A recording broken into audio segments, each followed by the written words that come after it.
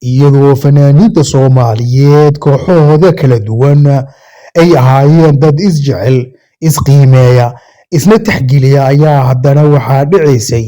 inay isku dhacaan ama khilaaf dhexdooda uu yimaado ama uu keeno hinaaso ama isu quuri waa intaba. Fanaaniinta kooxahooda kala duwan ayaa waxay ahaayeen dad loolama ama baratama, iyagoo midba midka kale uu doonayo inuu ka dheereeyo ama uu ka gudbo marxaladda uu xilligaasi uu joogo.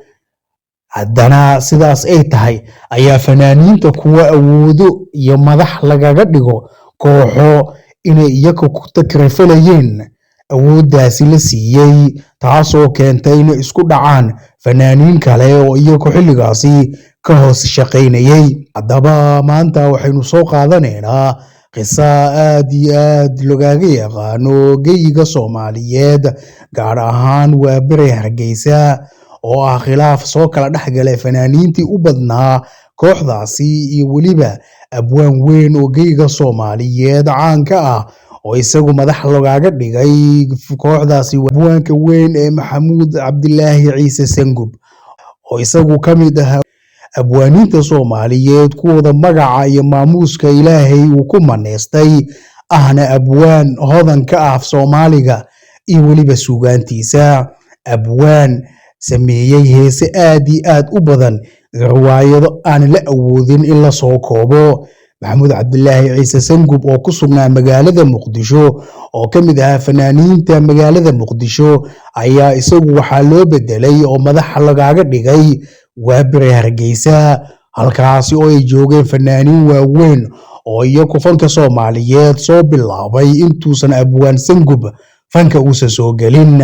Ragga halkaasi magaca lahaa ee joogay waxaa ka mid ahaa Maxamed Aadan Dacar, Axmed Saleebaan Bide, waxaa joogo kale abwaankii weynaa Xasan Cabdilaahi Xasan Ganey oo isagu madax ka ahaa kooxdaasi waqti kadibna laga qaaday. Haddaba goortii loo bedelay abwaan Sangub magaalada Hargeysa ee madax loogaga dhigay waa beri Hargeysa, ayaa waxaa dhacday in isla markiiba khilaaf weyn uu kala soo dhex galo abwaaniintii iyo fanaaniintii iyaga joogay gobolkaasi oo aad iyo aad ugaga xumaaday, iyadoo abwaano waaweyn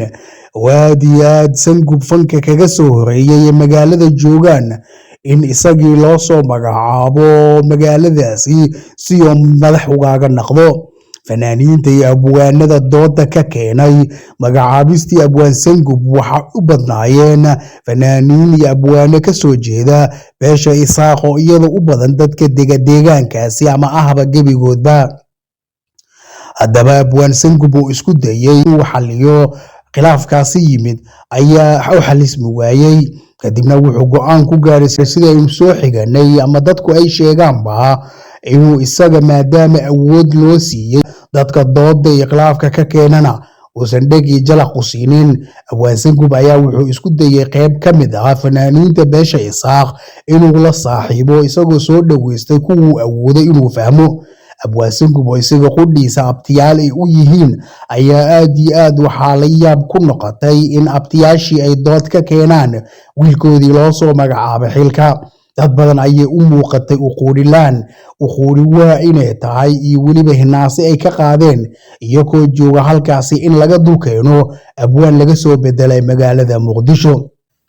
Haddaba waxaa ugu badnaa fanaaniintii abwaanadii dooda ka keenay abwaanadii iyo fanaaniintii ka soo jeeday beesha Isaaq, abwaano waaweyn oo iyaga aad iyo aad ugaga xumaaday in iyagoo jooga awood u leh inay maamulaan kooxda halkaasi joogto, khibradna ay u leeyihiin, weligoodna ay ahaayeen in laga dulkeeno fanaan ama abwaan laga soo bedelay magaalada Muqdisho, halkaasna madax ugu noqdo kuna amar ku taagleeyo. Haddaba sidaynu soo xiganay waxaa la sheegayaa in kooxdii ay laba u kala jabtay, iyadoo abwaan Sangub goortii uu la kulmay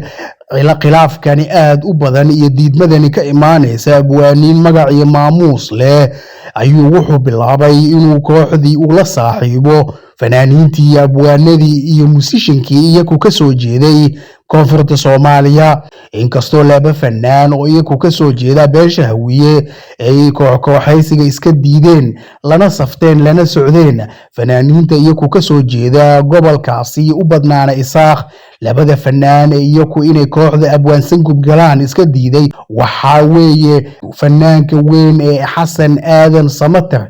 iyo weliba gabadha kale boqorada codka Xaliima Khaliif Cumar Magool. labadaasi fanaan ayaa iyagu iska diiday kooxdii Abwaan Sangub isagu dhanka kale ka aasaasay si uu ugu jibiyo abwaaniinta iyagu Isaaqa u badan ee diidmada ka keenay magacaabistiisii loo soo magacaabay Waaberi Hargeysa. haddaba xogaha aynu soo xiganay waxay sheegayaan in khilaafkii diidmadu taagan ay bilaabatay dagaaladii jabhadihii ay ka bilaabeen gobolada Soomaaliya, gaar ahaan jabhadii SNM oo iyadu u badneed beesha Isaaq, abwaanadii badankoodna ay naqdeen jabhadaasi. haddaba adigu sidee kula muuqataa khilaafkaasi halkaasi ka taagnaa muddooyinka badan iyo kooxdii oo iyadu laba koox u kala jabtay, fanaaniin gobolka u badnaa oo iyagu diidmo ka keenay diidanaana magacaabistii Abwaan Sangub, iyo Abwaan Sangub oo isagu kooxaysi ka bilaabay isagu isku duuday fanaaniintii iyo abwaanadii ka soo jeeday koonfurta Soomaaliya. intaas ayaynu ku soo gabagabeynaynaa. dib dambe intaynu ugu kulmi doono barnaamij noocan oo kale ah. nabadiino nooli kulanti amaana Allah.